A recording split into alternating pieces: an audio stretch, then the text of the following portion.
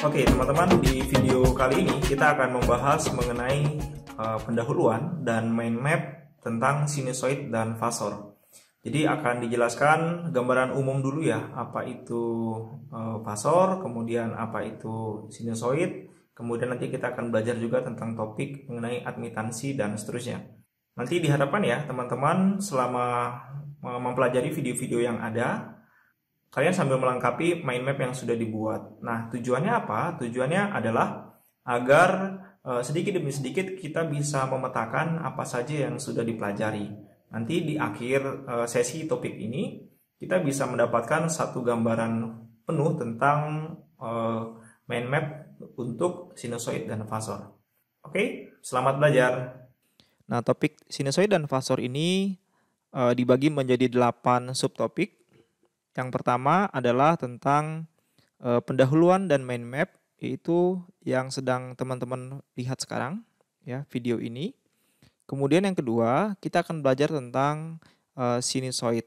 Sinusoid ini sebenarnya merupakan suatu fungsi, ya, fungsi sinusoidal. Jadi seperti yang sudah teman-teman ketahui bahwa fungsi sinusoidal adalah fungsi yang berperilaku seperti fungsi sinus gitu ya. Misalkan dia bentuknya seperti ini.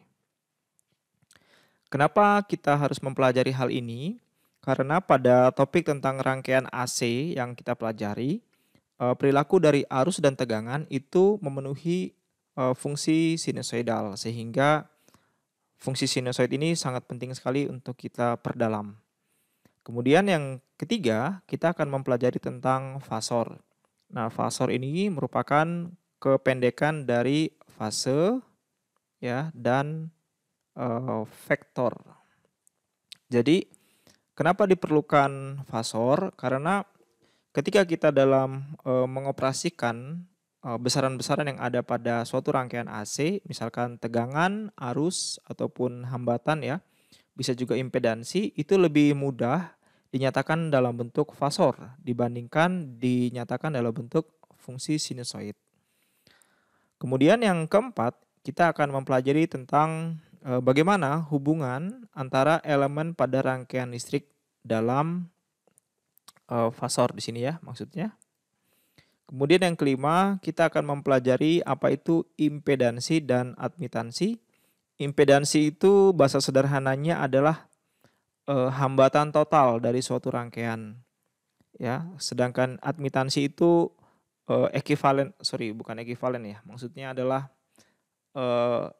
kebalikannya. Jadi dia itu 1/per dari impedansi.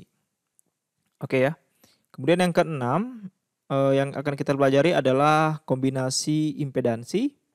Jadi kita akan melihat bagaimana beberapa bentuk-bentuk ya, bentuk-bentuk dan kombinasi dari impedansi. Kemudian yang ketujuh, ini adalah aplikasi ya. Di sini ada 2.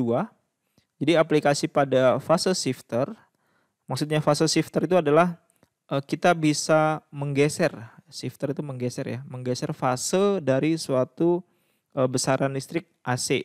Misalkan fasenya awalnya 180, kita geser fasenya menjadi 220 misalkan. Nah, itu ada rangkaian yang digunakan untuk menggeser fase tersebut.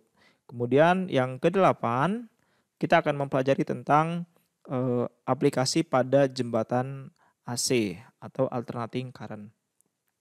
Nah, teman-teman, mind map yang sudah dibuat ini adalah mind map gambaran besar.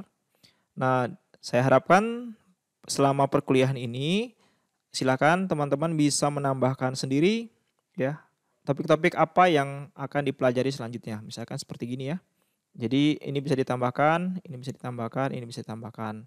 Dan juga fasor juga sama ya. Bisa ditambahkan seperti ini. Ini silakan diisi seperti apa. Nanti di akhir perkuliahan topik tentang sinusoid dan fasor, teman-teman diharapkan sudah menyelesaikan mind map ini sehingga bisa menjadi alat bantu dalam belajar ketika kita mempelajari gambaran besar dari suatu topik. Jadi ini akan sangat mudah sekali untuk mengingatnya. Sekian tentang topik pendahuluan dan mind map tentang sinusoid dan fasor. Ya, gimana teman-teman? Sudah dapat gambaran umum ya tentang sinusoid dan fasor? Sampai ketemu lagi di video yang lain.